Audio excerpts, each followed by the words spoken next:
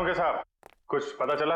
अरे यार अभिजीत, ये बात गलत है यार, आते ही धन्य से सवाल कर देते हो। मैं यार आए हो, हाल चाल पूछो, अपने बताओ। मतलब हाल चाल? अरे हाल चाल पूछने वाला था सर। कैसी है तारिका जी? अरे भाई साहब, मैं अपने बारे में बात कर रहा हूँ भाई, मेरे भी तो हालचाल पूछ सकते हो ना यार। आपके? हाँ क्यों? हाँ क्यों नहीं, क्यों नहीं। आपके हाल चाल कैसे कैसे हैं आप? हाँ मैं अच्छा हूँ, ये हुई ना बात। अब आओ पूछो। अरे आए हो, हाल चाल पूछो, हाय हेलो करो, काम तो होता ही रहता है, बताएंगे ही ना। अब बताओ क्या पूछ रहे थे तुम? ये जो धूल मिट्टी मिली थी कार में से, हाँ, इसमें से आपको कुछ मिला? हाँ अभिजीत, इस मिट्टी में से हमें एक नाखून का टुकड़ा मिला और कुछ बाल मिले। उनमें से एक बाल किसी 40 साल की महिला का है और ये नाखून का टुकड़ा किसी 10-12 साल के बच्चे का है, और इन दोनों का रिकॉर्ड नहीं है हमारे पास। जरूर ये जूही की माँ और उसके भाई का होगा। और बाकी बाल के टुकड़ों का अभी भी टेस्ट चल रहा है, रिपोर्ट लेने गई है श्रेया। सर, पता चला है कि रघुनाथ जी की फैमिली के गायब होने के कुछ दिन पहले ही उन्होंने अपने खास एम्प्लॉई मुकेश को नौकरी से निकाल दिया था। मुकेश? कहीं सबके पीछे इस मुकेश का हाथ तो नहीं? सर, जो बाल के टुकड़े टेस्ट के लिए गए थे उनमें से एक बाल का डीएनए मैच हो गया है। किसका? भानु नाम है उसका, अंडरवर्ल्ड का कॉन्ट्रैक्ट किलर है, सुपारी लेके मर्डर्स करता है और कई मर्डर केसेस भी चल रहे हैं उस पर। भानु?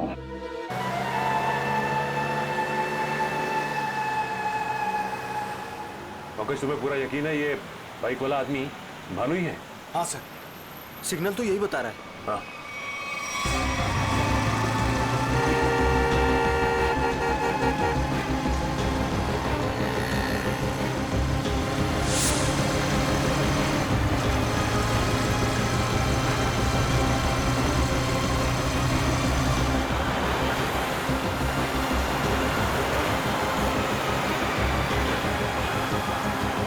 वेलकम फ्रेंड्स, आपका स्वागत है क्राइम इंडिया के नए शो में।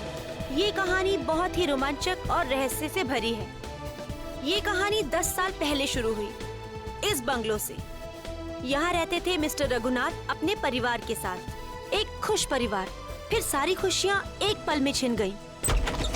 10 साल पहले इसी दरवाजे से रघुनाथ की 21 साल की बेटी अपने घर प्रवेश करती है, जहाँ उसे अपने पिता का सामना करना पड़ता है, जो थोड़े गुस्से में थे क्योंकि जूही अपने दोस्त के बर्थडे पार्टी से लेट वापस आई।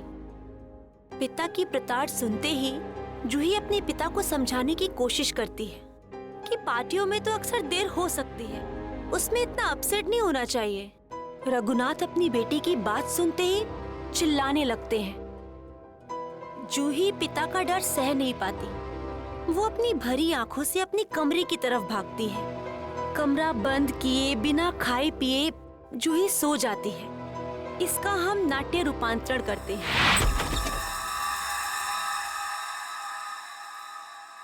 मम्मा, पापा, मम्मा, मम्मा, पापा।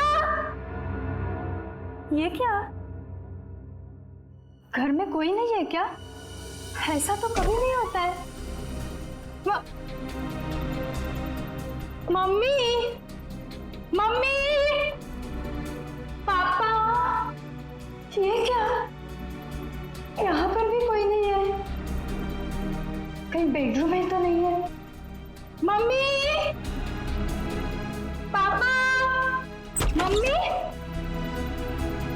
पापा, ये क्या? कहाँ गए सबके सब? मम्मी, मम्मी, आप यहाँ पर हो? मैं कितनी परेशान हो गई थी पता है? मम्मी, मम्मी,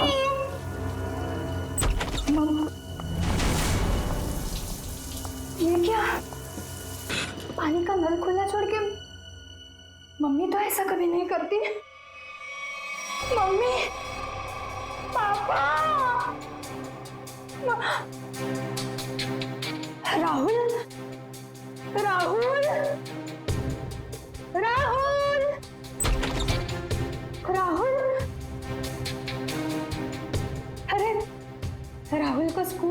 कहाँ गई होगी मम्मी?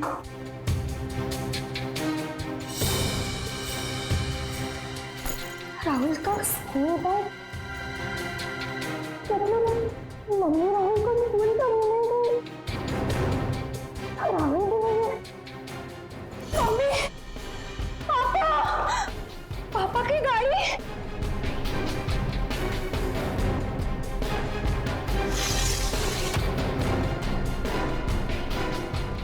पापा की गाड़ी तो यही है।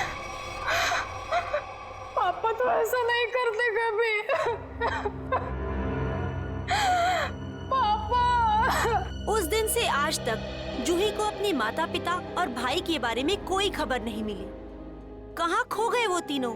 लेकिन जूही अपनी आखिरी याद अब तक नहीं भूल पाई है, अपनी मम्मी की पिंक साड़ी और पापा के स्टाइलिश हैट को, जो उन्होंने आखिरी दिन में पहना था, वो आज तक नहीं भूल पाई है। Just stop this nonsense. आप लोग किसी को चैन से जीने देंगे या नहीं? प्लीज मैम, आप प्लीज रुकिए। Shut up. और आप मेरे घर आए कैसे? परमिशन ली है ma'am. To hell with your permission. लोग मेरी जिंदगी को टेलीविजन शो का तमाशा समझते हैं। किसी के भी दर्द को स्टोरी बना देंगे। जिस घर से मेरी यादें जुड़ी हैं, आप उन्हीं यादों को एक्सपोज करेंगे। ये मैं नहीं होने दूंगी। Just go from here. चाहिए। ट्रस्ट मी मैम, हम ऐसा वैसा कुछ नहीं दिखा रहे हैं, बल्कि ये तो आपके लिए अच्छा ही है कि हो सकता है कि शो के बाद आपको नए फोन कॉल्स आए कि आपके मिसिंग पेरेंट्स मिल गए हैं। प्लीज मुझे और लालच मत दो। छोड़ दो मुझे मेरे हाथ पे। I said just go from here. Sir, live telecast चल रहा है, आप गलत ना समझे हमें। हम पूरे मसले को बहुत सेंसिटिवली हैंडल कर रहे हैं। सर समझाइए मैम को प्लीज।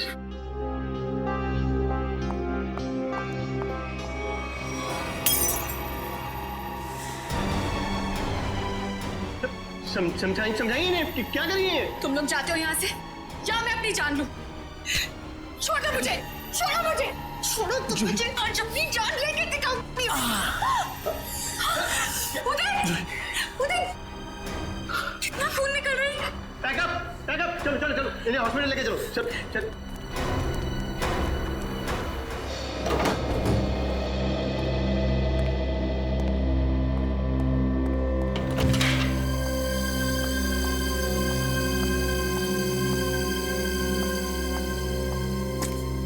तुम बैठो, मैं तुम्हारे लिए हल्दी वाला दूध लाती हूँ, थोड़ा आराम मिलेगा।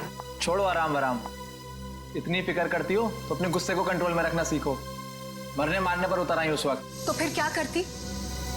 वो लोग मेरे घर वालों की इज्जत के साथ खिलवाड़ कर रहे थे, मेरे जख्म को रेत रहे थे। मेरे इमोशंस को कभी समझते ही नहीं हो। ऐसा नहीं है, नहीं समझता मैं तुम्हारे इमोशंस। जूही, मैंने ही कहा था, बहुत हिम्मत वाली लड़की हो। जिस तरह से तुमने इस दुख को समेटा और जिंदगी को फिर राह पर ले आई, कोई और होता कब का टूट जाता। तुम जैसा हमसफर बहुत नसीब से मिलता है। और तुम जैसा हस्बैंड भी हर लड़की को नहीं मिलता। इसी बात पर दूध नहीं, ग्रीन टी हो जाए। ठीक है, बैठो, मैं अभी लाती हूँ।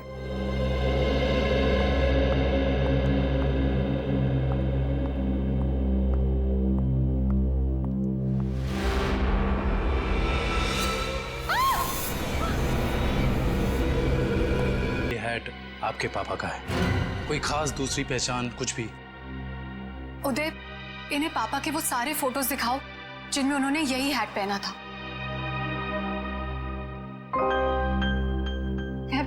मैं पापा से कई बार कहती थी कि ये हैट पुराना हो गया है, इसे फेंक दो।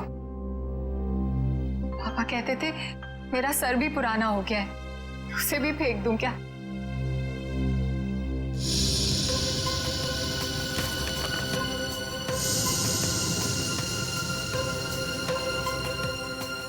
जोश जी, इसे देख के तो ये जाहिर नहीं होता कि ये हैट यही वाला है।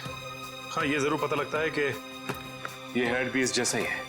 आपको क्या लगता है मैं आपसे झूठ बोल रही हूँ? एक काम करो जरा, घर की खिड़की दरवाजे चेक करो। जी सर। जूही जी, आप जो कह रही हैं वो तो हम मान लेते हैं, लेकिन ये हैट यहाँ पे आया कैसे? अपने आप तो नहीं आया। जी सर, किसी ने तो इसे यहाँ रखा ही है। आपको किसी पे शक? नहीं। सर, पीछे के सारे दरवाजे और खिड़कियां अंदर से बंद है सर। इसका मतलब जो भी अंदर आया उसके पास मेन डोर की चाबी थी। जूही जी, आपने अपने घर की चाबी किसी और को भी दी है क्या?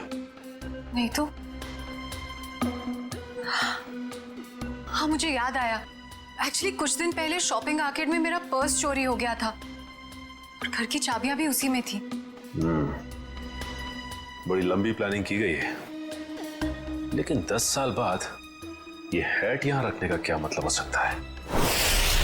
पूरा का पूरा परिवार गायब होता और किसी को भी पता नहीं चलता। ऐसे कैसे कोई गायब हो सकता है?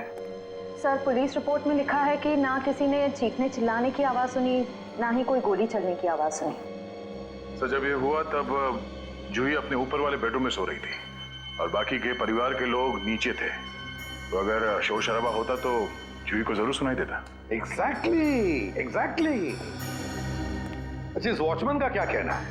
सर, उसने बताया कि उसने ना किसी ऐसे आदमी को और ना ही ऐसी किसी गाड़ी को बाहर जाते हुए देखा। सर, यहाँ तक कि उसने रघुनाथ जी की फैमिली को भी उस घर से बाहर जाते हुए नहीं देखा। सर, रिपोर्ट में ये भी लिखा है कि घर में जबरदस्ती अंदर आने का कोई निशान भी नहीं मिला था। सर, एक बात समझ में नहीं आ रहा, जब घर के सारे लोग गायब हैं, तो ये जूही कैसे बच गई? वही तो, जूही को क्यों छोड़ा है? सर, हो सकता है उसे जानबूझकर किडनैप नहीं किया गया, ये भी कोई साजिश हो। अच्छा, उस हैट पर से कोई उंगलियों के निशान मिले? हाँ सर, उस हैट पे 5 लोगों के उंगलियों के निशान मिले हैं। 2 तो जूही और उसके हस्बैंड के हैं, बाकी के मैच नहीं हुए हैं। जूही और उसके पति के उंगलियों के निशान। हो सकता है 10 साल बाद जब अपने पिता की हैट देखी तो दोनों ने उठाई होगी। सर, अखबार की एक कटिंग में लिखा था कि रघुनाथ जी के एक भाई है, हिमांशु, जिनसे उनकी ज्यादा बनती नहीं थी। दोनों भाइयों में प्रॉपर्टी को लेकर कोई झगड़ा चल रहा था। और बाद में हिमांशु ने जूही से कुछ पुराने इन्वेस्टमेंट्स लौटाने के लिए कहा था। सर, इस हिमांशु के बारे में पता लगाना पड़ेगा। सर, एक और बात पता चली है। क्या? सर, जब हम इस केस के फाइल्स लेने गए तो वहां से पता चला कि ये फाइल्स इंस्पेक्टर विजय भी 2-3 दिन पहले लेकर गए थे। इंस्पेक्टर विजय? दया, इंस्पेक्टर विजय तो रिटायर हो चुका है और फिर भी उसे इस केस में दिलचस्पी क्यों? रिटायरमेंट के बाद में तो केस छोड़ देना पड़ता है। नहीं, ये नहीं हो सकता। या तो रघुनाथ जी का केस सॉल्व होगा या तो रिटायर्ड इंस्पेक्टर विजय डिसॉल्व होगा। ये मेरी भी जिद है। और रंजीत, मैं बहुत नजदीक पहुंच गया हूं। किसी भी दिन कमिश्नर के पास पहुंच सकता हूं। सर्विस के दौरान 99 केस और रिटायरमेंट के बाद ये पहला केस, यानी हो गए पूरे 100। रंजीत, मैं बाद में फोन करता हूं। मैं देख के आता हूं क्या गिरा है।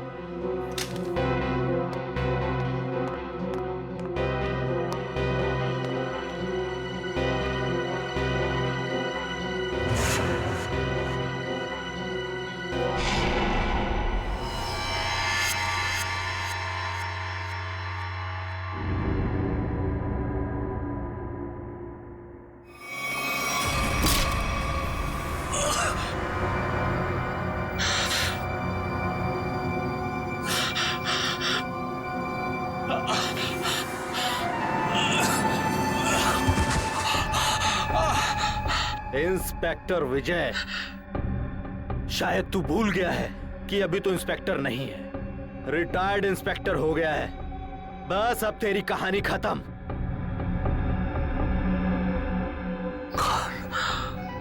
कौन हो तुम? बहुत ठोका था ना मुझे, अभी तक मेरी हड्डियां बोलती हैं। बस अब बस चार्जशीट भूल जा, फाइल भूल जा। क्यों दबे हुए केस को हवा दे रहा है? बंद कर दे वो केस, बंद कर दे।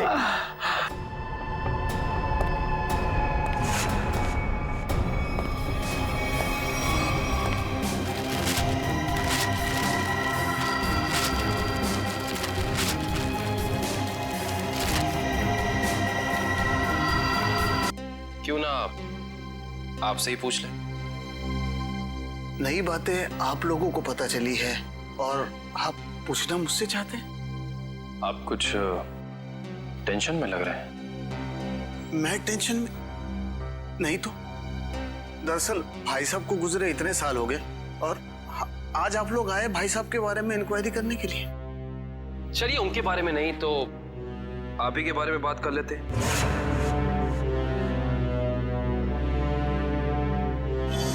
कल दोपहर में कहाँ थे आप? कल ऑफिस में था। ऑफिस? रियली? इसमें हैरान होने वाली क्या बात है? आप कल 12 से 3 बजे तक ऑफिस में ही थे। एक्चुअली मैं लंच आवर्स में घर आता हूँ 2-3 घंटा रेस्ट करने के लिए। आपके घर का एड्रेस 54 गुलमोहर रोड है ना? जी नहीं। लेकिन आपकी कार कल उस वक्त उसी बंगले के सामने खड़ी थी। उफ, मेरी याददाश्त। दरअसल मैं सठियाने लगा हूं। मैं कल रुक गया था एक दोस्त के यहाँ, वो भी वहीं गुलमोहर में ही रहते हैं। मिस्टर हिमांशु जी, झूठ बोल रहे हैं आप। वहां पे आपका कोई दोस्त नहीं बल्कि आपकी भतीजी जूही रहती है, समझे आप? इसलिए झूठ बोल के कोई फायदा नहीं है। हम जानते हैं कि आप जूही से मिलने गए थे उसके घर। हाँ, मुझे उससे कुछ काम था। काम था इन्हें? हाँ, फिर आप उससे मिले क्यों नहीं? बल्कि आप तो छिपते छिपाते उसके घर गए, उसके किचन के प्लेटफॉर्म पे उसके पिता रघुनाथ जी की हैट रखी और बड़े आराम से वहां से निकल गए। क्यों? हैट? कौन सा हैट? मिस्टर हिमांशु, आपको लगता है कि आप ऐसी गोल गोल बातें करके सीआईडी से बच सकते हैं? कसम से ना तो मैं भाई साहब की किसी हैट के बारे में जानता हूं और ना ही उनके लापता होने के बारे में। हिमांशु जी, ये क्या है?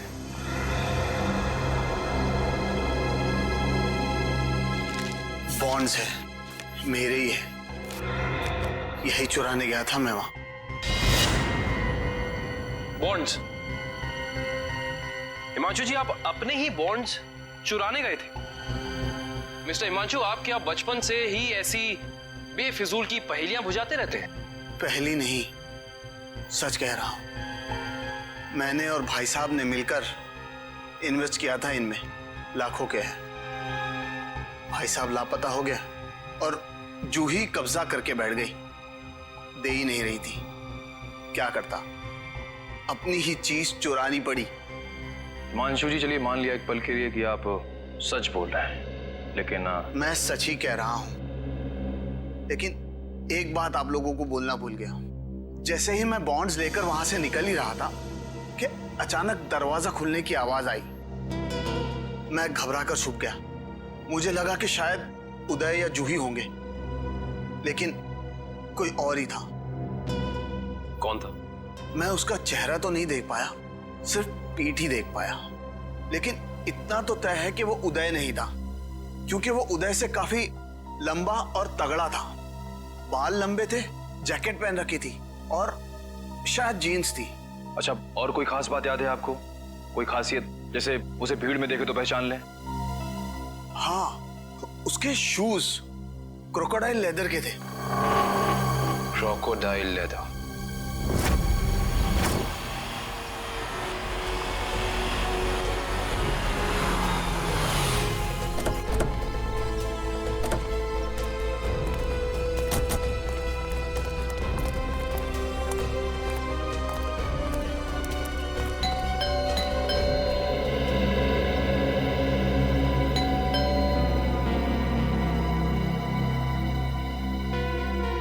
विजय,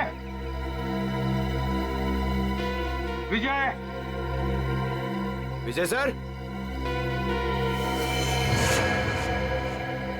सर दरवाजे में से धुआं आ रहा है सर। माय गॉड, दुष्यंत दरवाजा खोलो। विजय, विजय, विजय, विजय, पेपर जल रहा है, जल्दी से बुझा लें। सर। विजय! विजय सर!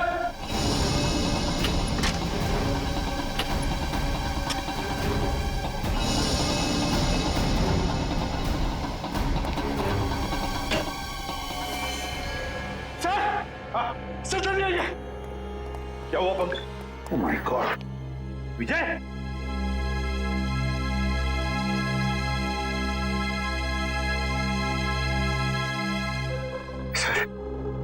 सर ये मर चुके हैं।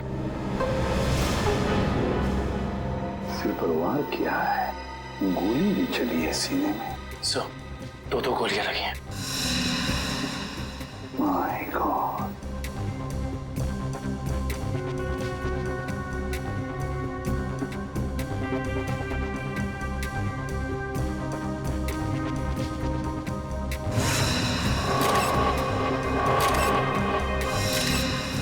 पंकज पलटा मैंने।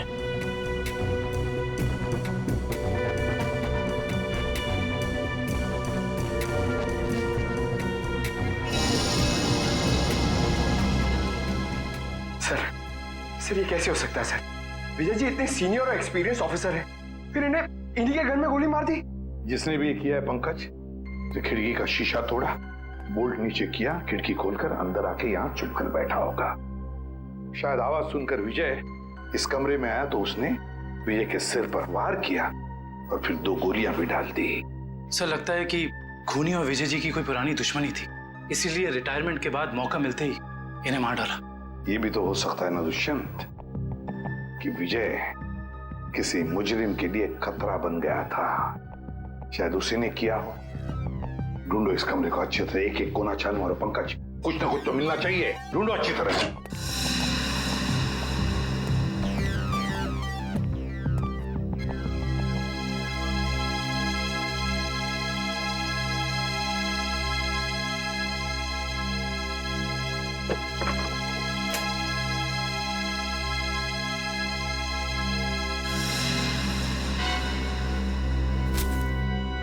सर ये देखिए, रघुनाथ जी की केस फाइल, लेकिन इसमें कोई पेपर नहीं है सर।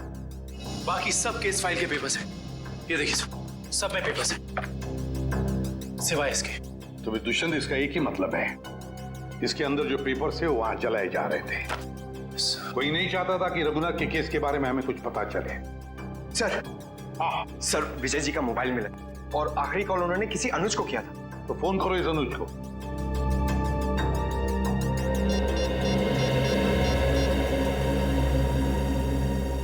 हेलो अनुज कुल्फी वाले? अरे यार मैंने 10 कार्टन मलाई कुल्फी बोली थी, क्या हुआ? अभी तक भिजवाई क्यों नहीं? क्या कुल्फी वाले नहीं हो? तो फिर कौन हो तुम? दे सकता हो। तो क्या कहा तुमने इंस्पेक्टर विजय को? कुछ नहीं सर, मैंने उन्हें वही कहा जो मैं पहले से कहता आ रहा हूं कि मैं कुछ नहीं जानता। तुम्हें कुछ नहीं पता। पंकज, अरे ये किधर जा रहे हैं आप लोग? तुम्हारे घर की तलाशी ले रहे हैं। अच्छा अनुज, ये बताओ कि जूही के घर से उसके पिता की हैट मिली है, इतने दिनों बाद वो हैट वहां कैसे आई? सर मैं आपसे सच कह रहा हूं, ना तो मैं किसी हैट के बारे में जानता हूं और ना ही किसी गायब हुए परिवार के बारे में। अनुज, तुम्हारे और जूही के परिवार एक दूसरे को अच्छी तरह से जानते थे और फिर भी तुम कह रहे हो कि तुम्हें कुछ नहीं मालूम है? चलो ठीक है, तब बताओ कल दोपहर को कहां थे तुम? कल मैं अपने एक फ्रेंड के एग्जीबिशन की ओपनिंग में गया था। फ्रेंड के एग्जीबिशन की ओपनिंग में गए थे? अच्छा। सर इसके घर में तो कुछ नहीं मिला और वो जूते भी नहीं जिसके बारे में हिमांशु ने हमें बताया था। अनुज, तुम होशियार बनने की बहुत कोशिश करते हो, मगर हो नहीं। फिर से मुलाकात होगी।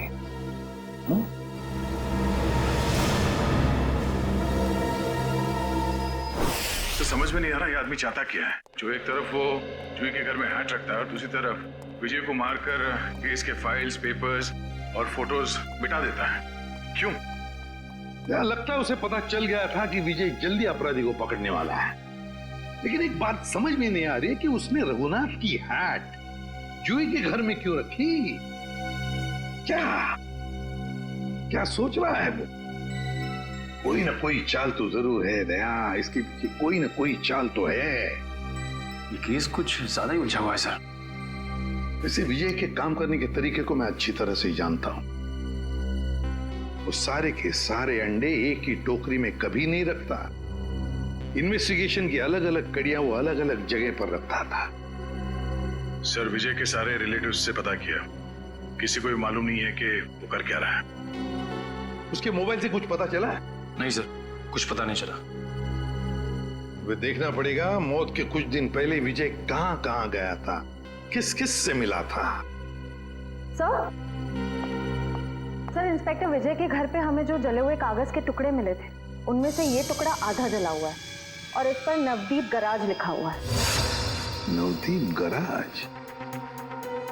दया, विजय ने ये नाम ऐसे नहीं लिखा है। जरूर इस गराज का इस रघुनाथ के केस से गहरा संबंध है। जरूर कोई ना कोई गहरा संबंध है। विजय सर हाल ही में एक सेकंड हैंड कार के बारे में पूछने आए थे। Second hand car? जी हाँ, एक व्हाइट कलर की सेडान कार बेची थी 10 साल पहले। विजय सर उसी के बारे में पूछने आए थे। उस गाड़ी के कोई रिकॉर्ड या पेपर्स होंगे आपके पास? जरूर सर, हम रिकॉर्ड हमेशा पक्का रखते हैं। गाड़ियों का मामला है, क्या पता कब कोई चोरी की निकल आए। शेखर, वो जरा गाड़ियों की सेल डिटेल की फाइल लेके आना। याद है ये गाड़ी किसने खरीदी थी? जी हाँ, कोई गिरीश साहब थे, उन्होंने खरीदी थी। ये लीजिए सर। ये लीजिए, ऊपर ही रखे हुए हैं। विजय सर को दिखाने के लिए ही निकाले थे।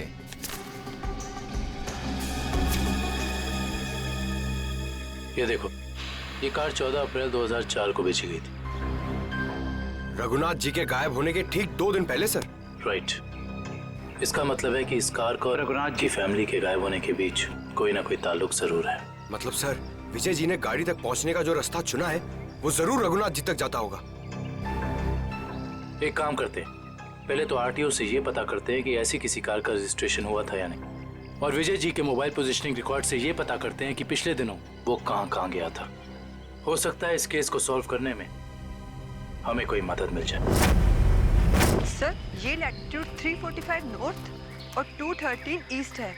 सर, एग्जैक्ट वही लोकेशन है जो विजय जी के मोबाइल फोन में स्टोर है। सर, विजय जी इस जंगल में यहाँ आए थे, लेकिन उन्हें यहाँ मिल के सकता था। करण, वो जरूर इस केस से जुड़े हुए कुछ सबूत ढूंढने के लिए यहाँ आया। ये भी तो हो सकता है कि वो उस सफेद गाड़ी के पीछे आया हो। लेकिन सर, ये जंगल बहुत दूर तक फैला हुआ है, कई किलोमीटर तक। ऐसे में इस जंगल की कॉम्बिंग कर पाना थोड़ा मुश्किल होगा सर। हाँ, मुश्किल हो सकता है, मगर नामुमकिन भी तो नहीं। दिव्या, ये कितना एरिया छान मारा था उसने? सर, यहाँ से 200 मीटर के घेरे में। 200 मीटर? बस तो फिर फैल जाओ चारों तरफ।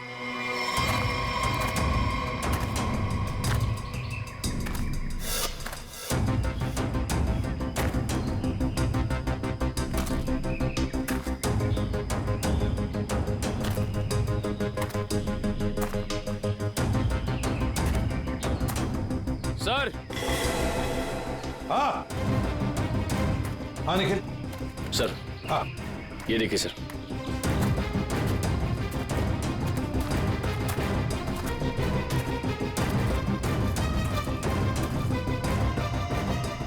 MS01 Y 5371। सर, ये तो वही सफेद कार है जो उस गैरेज से बेची गई थी। देखो जरा, गाड़ी साफ करो अच्छी तरह से।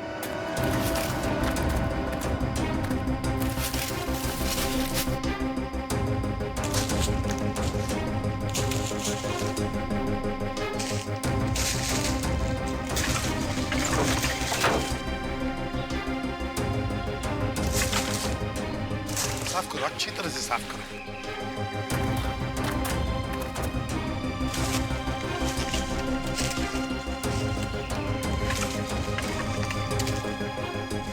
सर? हाँ सर, ये गाड़ी इतनी ऊपर खाई से नीचे गिरी कैसे होगी? एक्सीडेंट हुआ होगा। मगर सर, अगर जूही का परिवार इस गाड़ी में था तो इस गाड़ी में कुछ तो होना चाहिए, कंकाल वगैरह। पूरी गाड़ी खाली है सर। सर, 10 साल हो गए, कीड़े सब खा गए होंगे अंदर। हाँ मगर केविन कुछ तो मिलता है ना। एक काम करो, एक गाड़ी के अंदर जितने भी धूल मिट्टी है सब इकट्ठा करो। करंट जाकर वैक्यूम क्लीनर लेके आओ। सर, ऐसा भी तो हो सकता है कि वो लोग कभी गाड़ी में थे ही नहीं। केविन, ये भी तो हो सकता है कि गाड़ी के अंदर जितने भी परिवार वाले थे उनकी लाशों को कहीं और फेंक दिया और गाड़ी को यहाँ खाई में लाकर नीचे ढकेल दिया।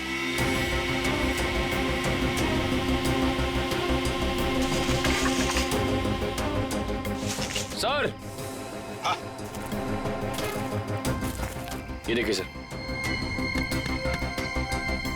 लॉकेट। सर, ये तो जूही की माँ का लॉकेट है। बिल्कुल ऐसा ही लॉकेट मैंने उन्हें एक फोटो में पहने हुए देखा है। जूही की माँ का लॉकेट? जी। फिर इसका एक ही मतलब हो सकता है कि जूही के परिवार वालों को इसी गाड़ी में लाया गया और फिर उनकी लाशों को कहीं और ठिकाने लगा दिया और गाड़ी को यहाँ इस खाई में लाके ढकेल दिया ताकि कोई सबूत न रहे। ना रहेगा बांस, ना बजेगी बांसुरी।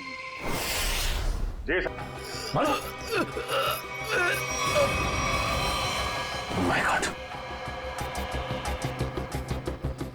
ये तो मर चुका है।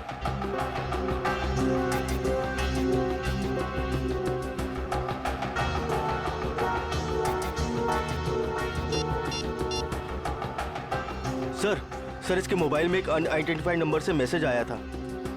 एक मिनट।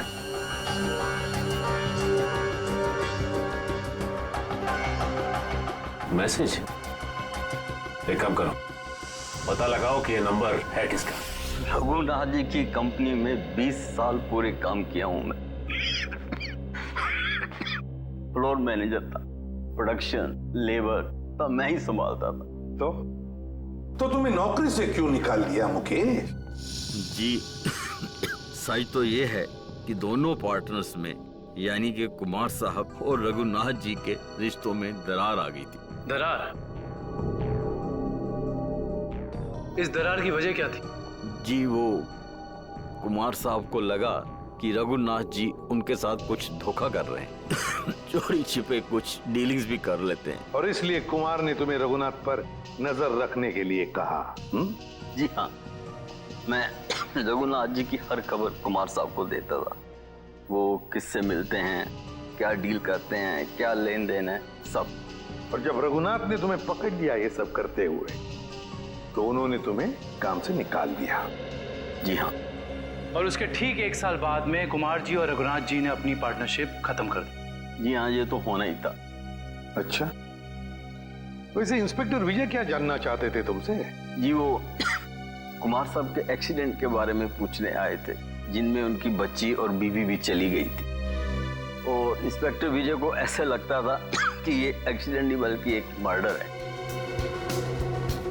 और जब पार्टनरशिप रही नहीं तो मर्डर की भी बात नहीं आती?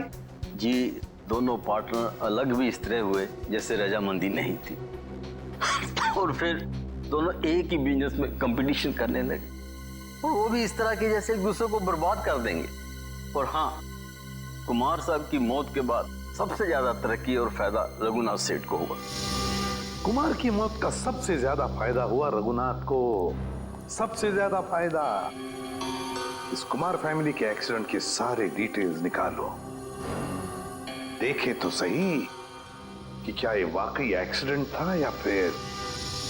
सर, आपको क्या लगता है कुमार की फैमिली की मौत के पीछे क्या रघुनाथ का हाथ था? केविन, रघुनाथ को बिजनेस में कुमार से फायदा हुआ, इसका मतलब ये नहीं कि रघुनाथ ने कुमार को मारा होगा। Okay, thank you so much. लेकिन क्या पता चला एक्सीडेंट के बारे में? सर, मिस्टर कुमार हर रोज की तरह ऑफिस से घर पहुंचे। घर से वो लोग एक रिसोर्ट के लिए निकले। उनकी पत्नी ने एक सरप्राइज वेकेशन प्लान किया था क्योंकि अगले दिन मिस्टर कुमार का बर्थडे था। वो लोग उसी रिसोर्ट में बर्थडे सेलिब्रेट करने वाले थे। जब ये जा रहे थे, इनका बच्चा भी इनके साथ में था और उसी दौरान ये एक्सीडेंट हुआ। किस्मत भी अजीब खेल खेलती है, जहाँ एक पल खुशियाँ थीं, अगले ही पल मातम छा गया। सर, लेकिन ये एक्सीडेंट हुआ कैसे होगा? गाड़ी का अचानक ब्रेक फेल हो गया। मिस्टर कुमार की गाड़ी की स्पीड बहुत तेज थी, वो गाड़ी को काबू में नहीं कर पाए और गाड़ी लुढ़कते लुढ़कते खाई में जा गिरी। कार के ब्रेक्स अचानक फेल हो गए, अचानक। बड़ी अजीब बात है। सर गाड़ी बिल्कुल नहीं थी। मिस्टर कुमार ने एक हफ्ते पहले ही वो गाड़ी खरीदी थी, तो ब्रेक फेल होने का सवाल ही पैदा नहीं होता सर। वही तो। सर ऐसा भी तो हो सकता है कि कुमार की ही फैमिली के किसी मेंबर ने रघुनाथ की फैमिली से बदला लेने के लिए ये सब किया हो। कुमार परिवार की मौत के 20 साल बाद कौन बदला लेना चाहता है? जहां पर एक्सीडेंट हुआ वहां पर मिस्टर एंड मिसेस कुमार की लाश मिली थी, बच्चे की लाश नहीं मिली है ना? एक मिनट। क्या हुआ सर? गाड़ी घुमा लो। काविन, पता चल गया ये खूनी कौन है।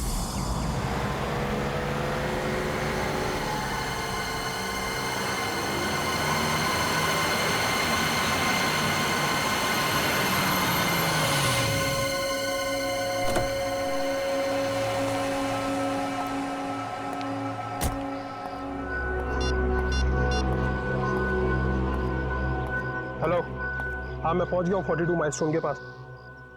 अब क्या करना है? क्या पुल के नीचे 42 माइलस्टोन की तरफ?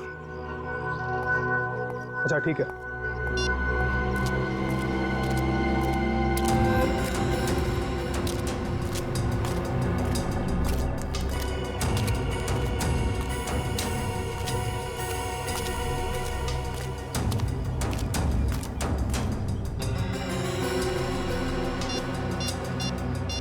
हेलो, हाँ आप किधर आना है?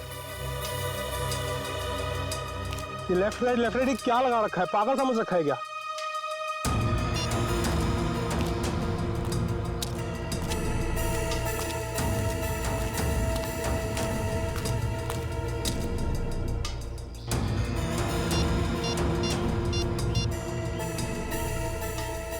हेलो, मुझे क्या पागल समझा है क्या? तब से इधर उधर घुमा रही है। चुपचाप सामने आ जा, नहीं तो मैं वापस चला जाऊंगा। इधर मेरा मुंह खुला और तुम जेल के अंदर, इसलिए जल्दी से सामने आ और मुझे मेरा रोकड़ा दे ताकि मैं जाऊं यहां से। मैं जा रहा हूं। घबराओ मत अनुज, तुम्हारा पैसा पेड़ के पीछे रखा है।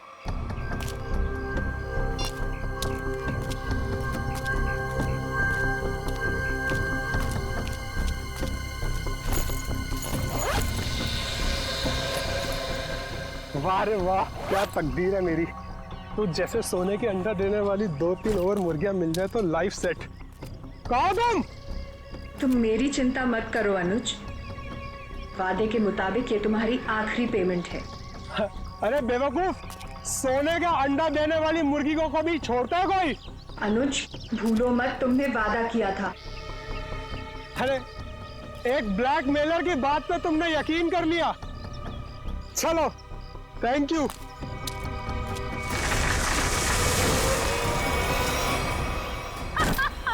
ये क्या कर रहे हो जोई तुम?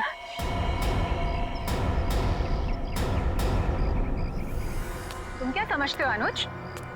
तुम मुझे ब्लैकमेल करते रहोगे और मैं सहती रहूंगी? हमसे उस्तादी बहुत भारी पड़ेगा तुमको। Shut up. यहाँ वही होगा जो मैं चाहूंगी। सोचो अनुज, अगर मैं तुम्हारा मर्डर करवा दूं, तुम्हारे टुकड़े टुकड़े करके चील कौओं को डलवा दूं, तो यहाँ तो किसी को इस बात की हवा तक नहीं होगी। जैसा तुमने अपनी फैमिली के साथ किया था। एक बात याद रखना, जो आदमी शर्ट सिलवाता है वो उसके अंदर बटन की जगह भी छोड़ता है। अगर मैं मरा तो मेरा एक पैकेट सीआईडी को पहुंच जाएगा और फिर तेरा डम डम डिगा डिगा। Just shut up। तू क्या समझता है? तू झूठ बोलता रहेगा और मैं मानती रहूंगी? तू जैसा लालची इंसान अपने नुकसान के लिए कुछ नहीं करेगा। ये क्या है ये? जुई, ट्रिगर दब जाएगा, इसको नीचे कर। जुई, तमंचे को नीचे कर प्लीज, इसको अंदर डालो। ट्रिगर दब जाएगा जुई।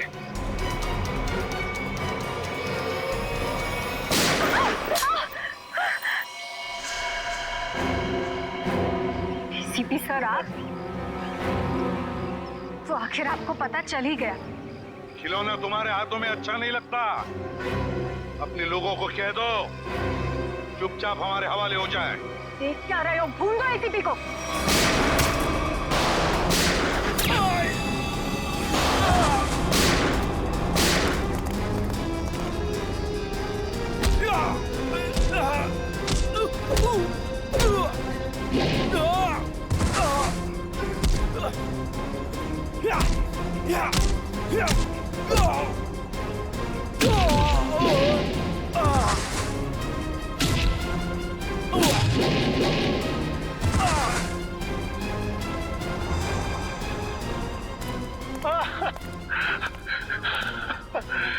नहीं सर, मैं छोटा मोटा ब्लैकमेल हूँ सर। नहीं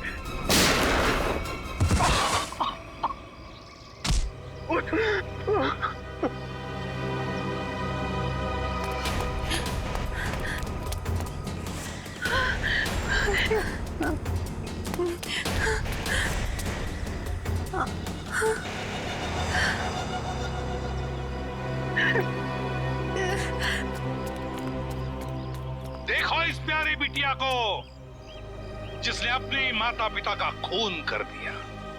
बताओ क्यों मारा तुमने अपने माता पिता को? वो मेरे माता पिता नहीं थे, उन्होंने सिर्फ मुझे गोद लिया था। मेरे असली पापा मिस्टर कुमार थे, जिनकी मौत एक कार एक्सीडेंट में हुई, और वो एक्सीडेंट रघुनाथ ने करवाया था। और अपनी माता पिता की मौत का बदला लेने के लिए तुमने रघुनाथ और उसकी बीवी को मारने का प्लान बनाया, और उसके लिए तुमने भानु को पैसे भी दिए, है ना? हाँ, और भानु ने उस काम को पूरा अंजाम दिया। उसके बाद तुमने भानु के हाथों विजय जी को मरवा दिया, और फिर भानु को भी अपने रास्ते से हटा दिया। हाँ, क्योंकि मैं अपने खिलाफ कोई सबूत नहीं छोड़ना चाहती थी। तो सारे इल्जाम अनुज पर आ जाए, है ना?